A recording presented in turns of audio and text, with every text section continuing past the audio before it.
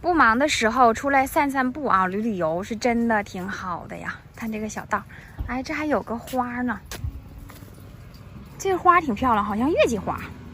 像我的身后啊，就是我们这边乌苏里江啊，特别的出名。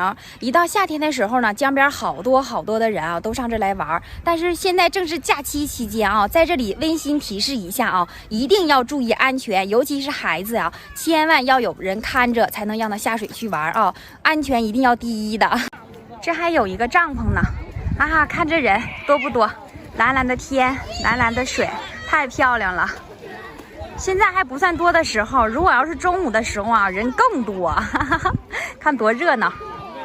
这都是游泳的啊，哎，都是啊，洗衣服的、游泳的，干啥的都有。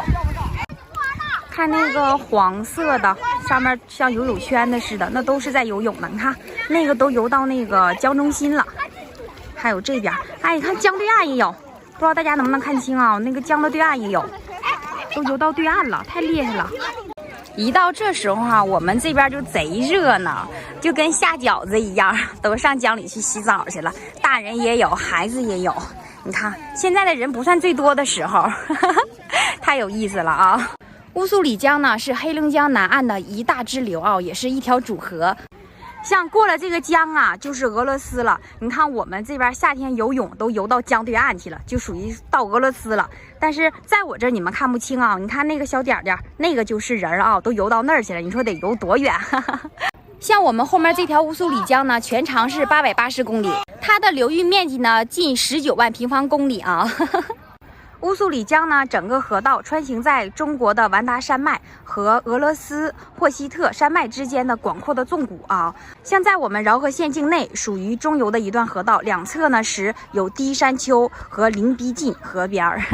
一整啊，就有好朋友问我啊，说小雪，你们这边最出名的是什么呀？我们这边最出名的就是乌苏里江，再一个就是饶河黑蜂啊，也就是黑蜂蜂蜜嘛。所以就是大家有机会可以上我们这边来旅游啊。我建议就是夏天和秋天是最好的时候，冬天就不要来了，因为可能南方的朋友适应不了我们这边的天气。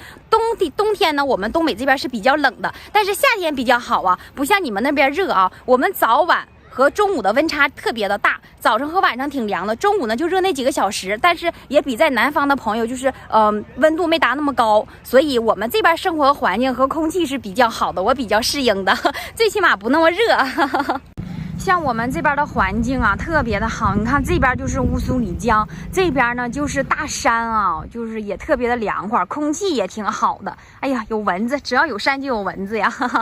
像这边呢，就停着好多的船啊，有大船，有小船。你看这个船就比较大的，这边还有像这种呢，那边还有一个船，还有打鱼的船，还有旅游的船啊。看，还有前面那些，这一溜都是船，啥样的都有。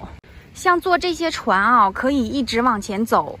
走河道的话，直接能到我们这边最出名的地方，就是珍宝岛啊，可以直接就是上珍宝岛的。所以你看那有个游艇观光旅游中心啊，就是说你坐他们的船多少钱就可以到珍宝岛，这样就不用坐车去了，还能观光一路的风景，这不挺好的吗？像我们所在的地方呢，就是黑龙江省双鸭山市饶河县。大美饶河，小城不大，风景如画，这就是我的家。好了，朋友们，这期视频就到这儿了。如果要是说你们想夏天到我们这边来旅游的话，可以上这儿来溜达一趟啊。但是环境确实挺美的，主要空气好。